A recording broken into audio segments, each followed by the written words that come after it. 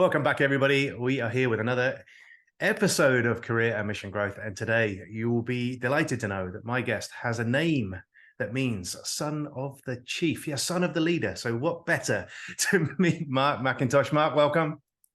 Hey, thanks, James. Good to be here. Awesome. I'm super excited about this. So Mark is going to help us today for those business owners that I work with and people who are prospective business owners. If you're a consultant or a service practitioner, you're going to want to listen to this because we're going to talk about lead generation and, most importantly, customer acquisition, how you get those people over the line. So Mark, welcome. I'm super excited to chat. Why don't we get started? You ready? Yep, sounds good. Cool. So let's start with an obvious question. Kick things off. Why do you do this? Why do you help people with their lead generation and customer acquisition? What does that mean to you? Yeah, I like helping small business owners grow their business. And there's a huge need out there for what we do. And I just really have a passion for working with the small business owner. Awesome. And you're in Texas. I'm in Texas too. So we're helping people, but you're doing it nationwide, right? So you're not restricted by geography. You're helping people over the United States. Yep. Throughout North America, actually. So I say that kind of tongue in cheek. We have one client in South America. So there we go. about that? You are truly international. Just like That's right. let's say Dallas Love Airport is an international airport because they fly to Mexico. So there you go. Yeah, that's good. So look, I think the gift of story does it best. So why don't you tell us one of your favorite client stories and perhaps tell us the kind of highlights, lowlights, and what are the massive benefit of what that client gets out of working with you? Yeah, I appreciate that. We had a great story that came through just this morning. We have a client that provides accounting services, and we had made a introduction and generated a lead, and the timing was perfect. And it's a function of targeting and going after the right people, positioning the client in a manner that is compelling, and then obviously timing has to be there as well. And Yeah. just this morning, and we've generated several leads over the last several weeks for this client, but we get those sorts of wins all the time. And so we'll see. Hopefully it turns into a close and we'll go from there. But that's probably the one that's most top of mind because it just happened about an hour ago. So tell me a bit more about that. So yeah, I'm going to ask you a question prompted by you. So yeah, that timing element is important. So I think business owners watching this, they needing to understand the right time with the right offer to the right client is vital. So tell us a little bit about how might RevGrow, your business, help people do that? Yeah, great question. We always get a good understanding of the client, and the clients we work with have a very compelling solution. They're really good at what they do. They know exactly who they serve. They just need more at bats with their ideal clients or prospects, if you will. So it all starts with that sort of clarity. And then what we do is we identify and build a finite list of highly targeted prospects that meet their ideal customer profile. And the way we find that out is we'll simply ask them, who are your top 10 clients? And let's review them and see what characteristics they have in common so we can go out and find other great clients just like your 10 favorite ones. Yeah. From there, what we do is we deploy or determine the best strategy to get in front of these prospects. And we do it in a very non-salesy, respectful manner. And so there's a couple different options there. I mean, well, several options, but we leverage LinkedIn, we leverage email, we do phone calls, we even do a little bit of old school postcard and mailing. And we also do warm introductions. And we found that for those hard to reach, hard to get in front of executive prospects, if we can find a way to get an introduction into that, the conversions on those warm introductions are very high. Yeah. So we use a multi-channel approach, and highly targeted, non-salesy, with a focus of quality over quantity. I like that. Yeah, and I think vital that you said offline.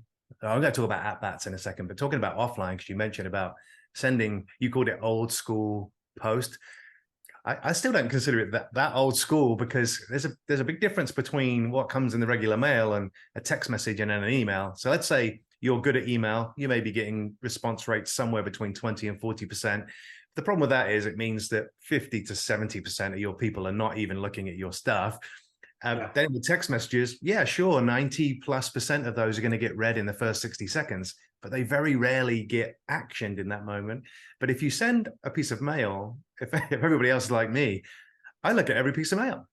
That's 100% open rate. So there's a really good chance that your mail is going to get open. So yeah, postcards, love that. And then also direct mailers, maybe newsletters. I think that's a really good strategy for new business owners, or for small business owners if you hadn't thought about that.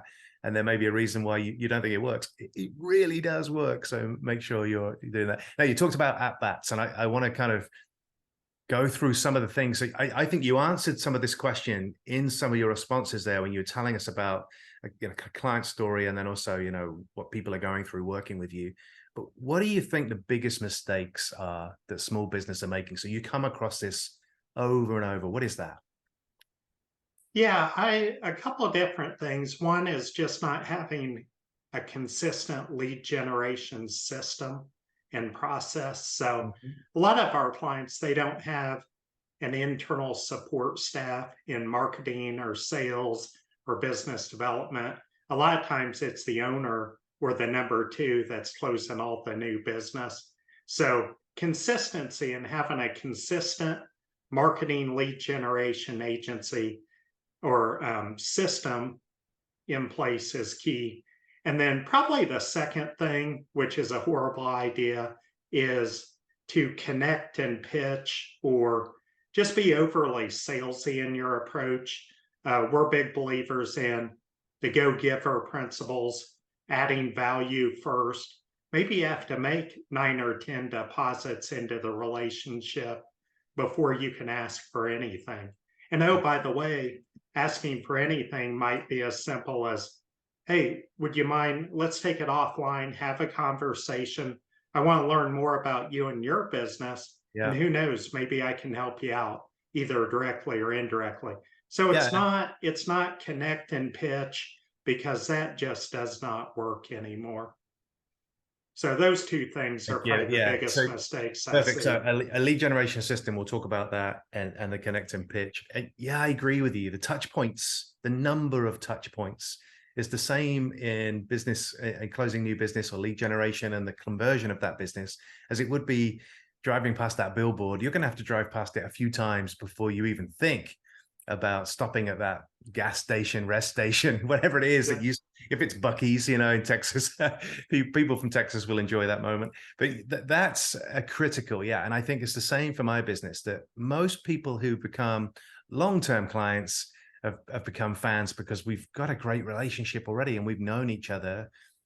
We've had 10 or 20 touch points, engagements. I think that's so vital that you say that. Now, you talked about a lead generation system. So I like that. And you talked about the connect and pitch. We'll leave the connect and pitch because I think everybody, if you're watching this on LinkedIn or YouTube, you know how that feels. Someone reaches out to you, hey, I want to be a friend. And then the next thing, do you want this? And I've been guilty of doing that. Yeah. In fact, Mark, you and I may all have connected that way.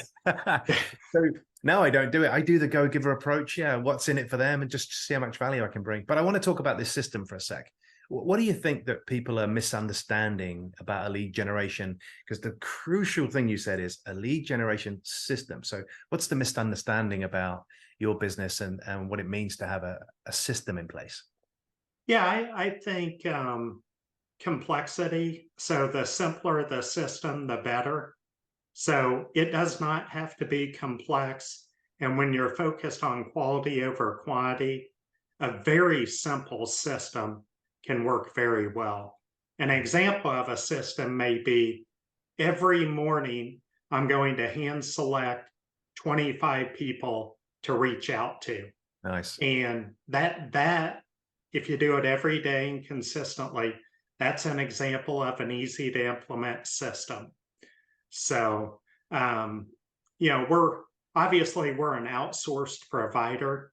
So, you know, there's some value of outsourcing. One is it makes sure that the system is being utilized on a consistent basis. Mhm. And some of our clients, they have systems, but they don't use them.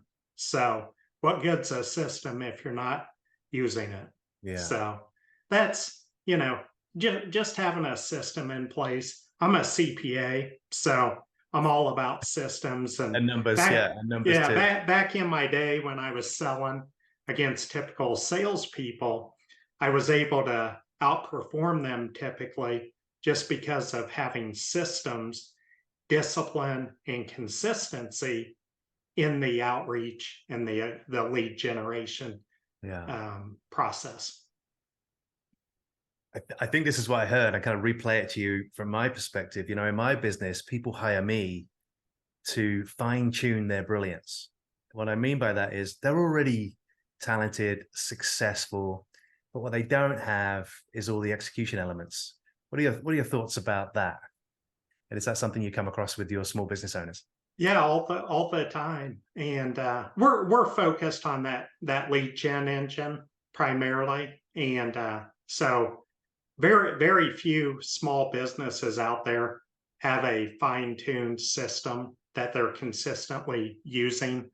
But I agree. I mean, it's across the board, whether it's your hiring systems, your new employee, your onboarding systems for new clients, your follow-up systems, your lead gen, your financial systems. So for me, it's all in the systems Awesome. and keeping it simple. I mean, I think in marketing, for example, that you can get funneled to death, and you really don't need all these complex funnels and multi-trigger things going on. And just especially for the small business owner, just keeping it simple, I think, is key. Awesome. Yeah. And you remind me of a book by Lisa Bodell. She wrote a book, Why Simple Wins. And Uh, inside of that book, a lot of the context and the concepts that you're talking about is just keeping everything simple. And if it's too complicated for you to deploy, there's a really good chance that your customer isn't going to understand it. Yeah. So keep no it to doubt. that level. It's maybe do one or two more things on the professional side of things, and then maybe have some fun questions to wrap this up. What inspires you about this work? So you've been doing it a while. You and I have known each other a couple of years now. So what is the thing that lifts you every day, gets you jumping out of bed? What's the most inspiring thing? Yeah, great question. I'm a big believer that one new relationship can really move the needle for people. And I've seen it time and time again and that's what excites me, because we're in the business of helping our clients get in front of more people, stay in front of them, and just stay top of mind and give value and build the relationship. And time again, we see it that one or two relationships just can yield so much value. And so that's awesome. And then, just thinking about the impact that these business owners have and just helping out, helping them build and reach their goals. It's very rewarding. Yeah. Oh, beautiful. I feel like a contribution and an impact immediately every time somebody gets that result. I love that. Yeah. And I'll applaud you for consistency, because you said that you're a believer in one relationship making all the difference. Not only have I heard you say that to me before, I've read you write that, type that to Yeah. people too. So that's consistent. So pay attention to some of the things Mark says, because I've heard him say that before, and I've seen him type that out to other people. And so consistency, crucial. Yeah, I think that's really good. So let's talk about what's perhaps the best compliment you've ever received. That's a great question. Yeah, you have to think I about that you are actually good. Yeah, and it goes When did back to someone the say you're really systems. good? Yeah. I have a good friend named Troy. Worked with him for years, and when he introduces me as the most systematic, non-salesy, lead generation person there is. And so that's the one when he says that, it means a lot to me. Mm. And, the fact that he would even, say that, but that's a good compliment. You know, yeah, let's just go with that. Yeah, that's good. Yeah. So and let's wrap up here on this kind of small business ownership, your target market. You've given everybody a lot of advice today. And I'd like to ask you, what's the best advice that you've received as a small business owner yourself? Trust your gut and your intuition. There's a lot of experts out there that want to tell you and share their opinion. And I've been guilty over the years. I can't even tell you how many thousands of dollars I've invested in programs and experts. And yes, you can get some really good ideas that can really move the needle and propel your business forward. And because let's face it, you don't know what you don't know, obviously. And, but on the same end, nobody knows your business like you do. And trust your gut, trust your instincts, and don't get caught up in, chasing the next shiny object, which Yeah. I'm guilty of, or, just trust your gut. Yeah. Well, you obviously did a really good job. We spoke recently, your profits increasing. So for me, it's all about profitability. That means you're doing a really good service for your clients. So I want to applaud you for that. But perhaps let's have a couple of fun questions to wrap this up, and then we'll jump out of here back to our day. Maybe ask you, what do your family think you do? How would they describe what it is that you do? Well, it's funny you ask. My kids, they saw me on one of these interviews one time, and they said, I could hear them. They said, "Dad's on Fox News" or something like that. So they they know that we're in the business of helping our clients grow, and they know that we're pretty active on social media, and that I go out to networking events and things like that. But beyond that, Yeah, they you're on Fox News. Yeah, we'll stick with that. right. That's on Fox News. Sometimes not words you want associated with yourself, given most news is not normally healthy. Right, exactly. So all right, and then I think something you could tell us a little bit about you. So what advice would you give to your maybe 25-year-old self with everything you know now about business and family? To tell us what would you say to that 25-year-old version of you?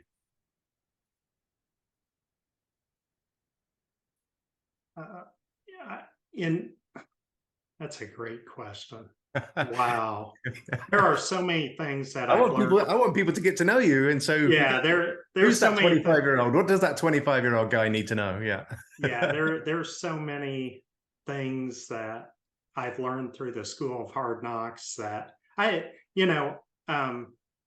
focus on improvement and just doing one or two things every week that will help you improve as a leader in your business, a leader in your profession, a yeah, leader with your family, and just keep moving forward. It's not easy. It's not, a lot of times you're going to go through some valleys, but just focus on the positive and, focus on those things that you can control. And one thing you can control is your ability to improve and gain knowledge and get better in all of those areas.